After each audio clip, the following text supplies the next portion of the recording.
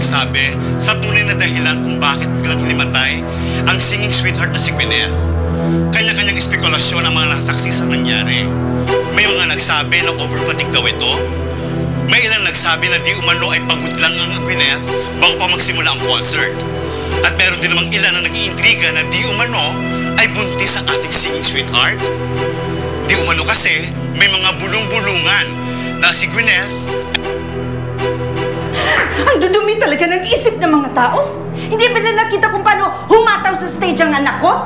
Siyempre mapapagod yan. Hindi naman yan robot, ma-overfatigue. Ito naman kasing si Gwyneth eh.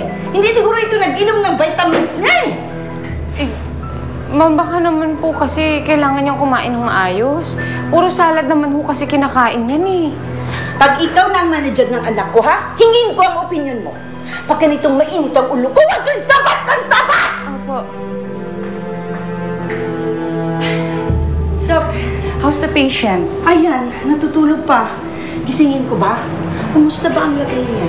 No, let her rest. Kailangan niyang matulog ngayon. She needs a rest of now. Her lab test just came in. Okay naman po ang lahat. But I have just one more test to do.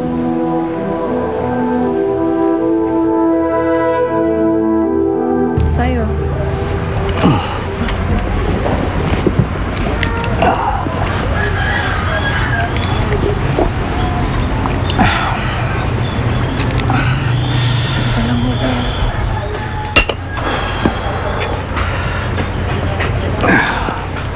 Tayo, wala na ho pala kayong antibiotics eh. Ako hayaan mo na. Hindi naman kailangan eh. Tsaka sayang lang ang pera. Hindi pwede yun, Tay. Kailangan nyo yun eh. Hayaan mo na. Huwag na ho kayo mag-alala. Bibili muna ho ako sa butika, ha? Sandali lang po.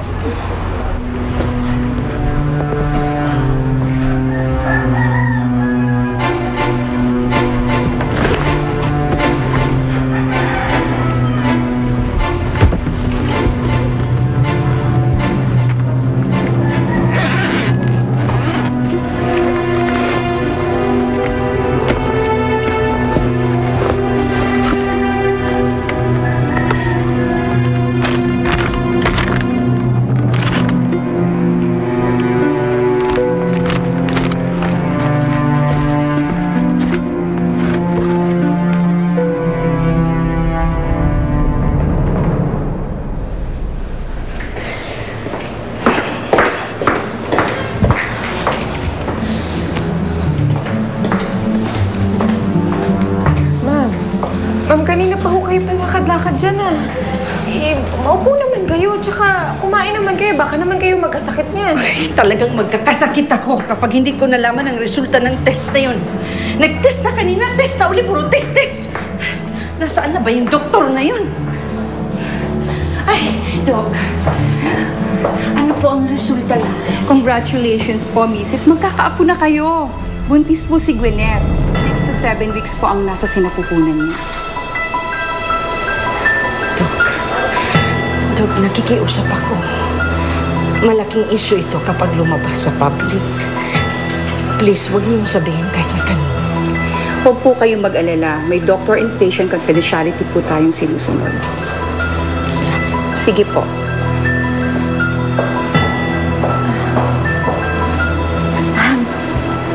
Magandang balita ho yun ah. Matatagdagan na yung pamilya niyo, tsaka magkakaapo na kayo. Tama! Hindi na nga namin matustusan ang sarili namin. May nadagdag pa!